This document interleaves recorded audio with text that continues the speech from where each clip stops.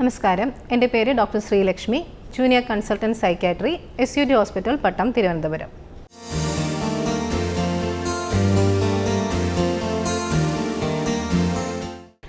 നമ്മുടെ OPകളിൽ കണ്ടുവരുന്ന മറ്റൊരു സുപ്രധാനമായ പ്രശ്നമാണ് ലഹരി ഉപയോഗം അല്ലെങ്കിൽ അഥവാ സബ്സ്റ്റൻസ് യൂസ് ഡിസോർഡേഴ്സ് എന്ന് പറയുന്നത്. അതിൽ തന്നെ ആൽക്കഹോൾ, കന്നാബിസ്, കൊക്കൈൻ, അതുപോലെ ഡ്രഗ്, ഇൻഹലൻ്റ്, അങ്ങനെ ഒത്തിരി യൂസ് ഡിസോർഡേഴ്സായിട്ട് കണ്ടുവരുന്നുണ്ട്. അതായത് നമ്മളിപ്പോൾ മേ ബി കൂടുതലും പേഷ്യൻസ് ആദ്യത്തെ ഒരു ടീനേജ് അല്ലെങ്കിൽ ആ ഒരു യങ്ങർ ഏജിൽ ഒരു ക്യൂരിയോസിറ്റിയുടെ പുറത്ത് അല്ലെങ്കിൽ ഒരു നോവൽറ്റി സീക്കിങ്ങിൻ്റെ ഒരു ബിഹേവിയറിൻ്റെ ഭാഗമായിട്ട് സ്റ്റാർട്ട് ചെയ്യുന്നതായിരിക്കാം. ബട്ട് പലരും ആ ഒരു പ്രക്രിയ മുന്നോട്ട് പോയി തീരെ നമ്മുടെ നോർമൽ ലേമൺ ടേംസിൽ പറഞ്ഞാൽ അഡിക്ഷൻ ലെവൽ അല്ലെങ്കിൽ അതൊരു യൂസ് ഡിസോർഡർ ആകുന്ന രീതിയിൽ തന്നെ ബുദ്ധിമുട്ടിലെത്തുന്ന ആളുകളുണ്ട്. കൂടുതലും കാഷ്വാലിറ്റികളിൽ അവരെ നമ്മൾ വിഡ്രോയൽ പീരീഡിലായിരിക്കും നമ്മുടെ സമീപം കിട്ടുന്നുണ്ടാവുക.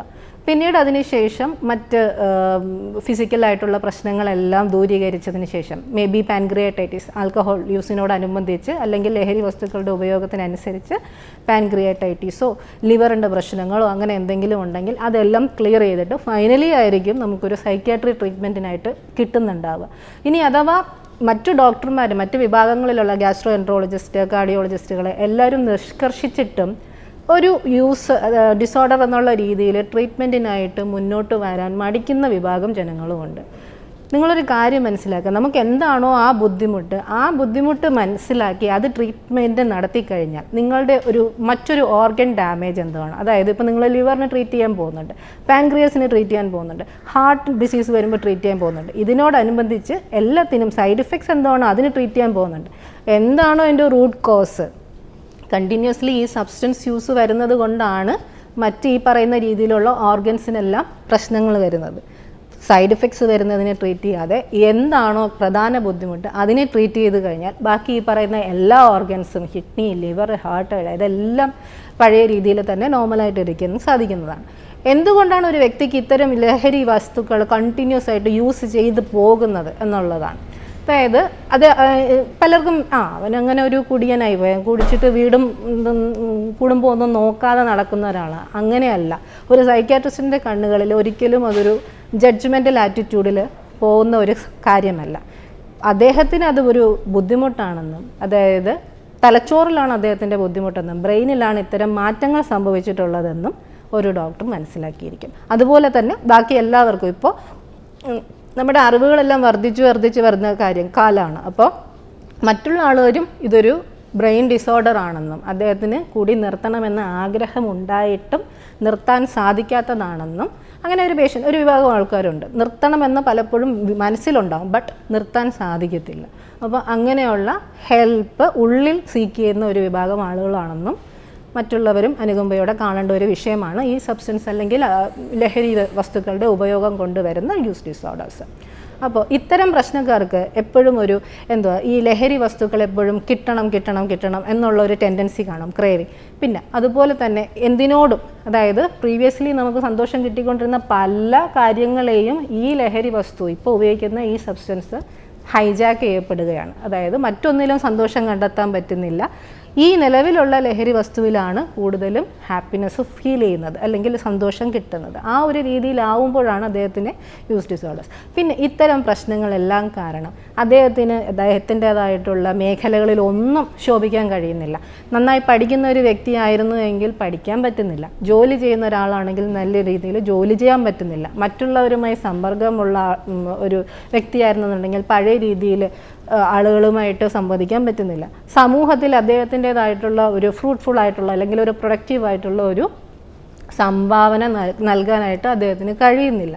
ഇത്തരം പ്രശ്നങ്ങളൊക്കെ കൂടെ വരുമ്പോഴാണ് നമുക്ക് ഇദ്ദേഹത്തിനെ ഒരു ഡിസോർഡർ ലെവലിലെത്തിയെന്ന് നമുക്ക് അദ്ദേഹത്തിനെ ഡയഗ്നോസ് ചെയ്യുകയും ട്രീറ്റ്മെൻറ്റ് ചെയ്യേണ്ടതും ആവശ്യമുണ്ടെന്ന് അറിഞ്ഞിരിക്കേണ്ടത്.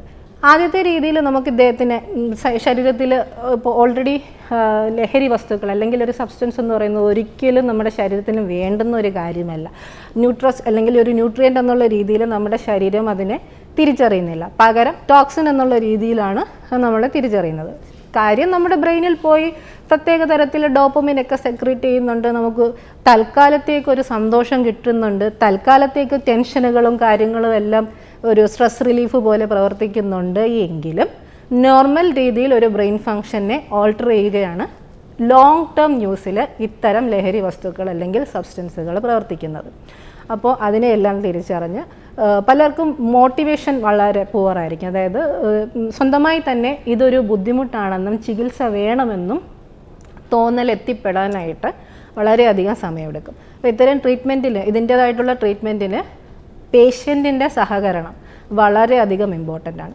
ഇനി അതുപോലെ ഈ ലഹരി വസ്തുക്കൾ ഉപയോഗിക്കുന്നതിനോടനുബന്ധിച്ച് നേരത്തെ നമ്മൾ പറഞ്ഞ പ്രകാരം ഉറക്കക്കുറവ്, മൂഡ് സിംറ്റംസ് ഒക്കെ ഡെവലപ്പ് ചെയ്ത് വരാനായിട്ടുള്ള സാധ്യതകളുണ്ട്.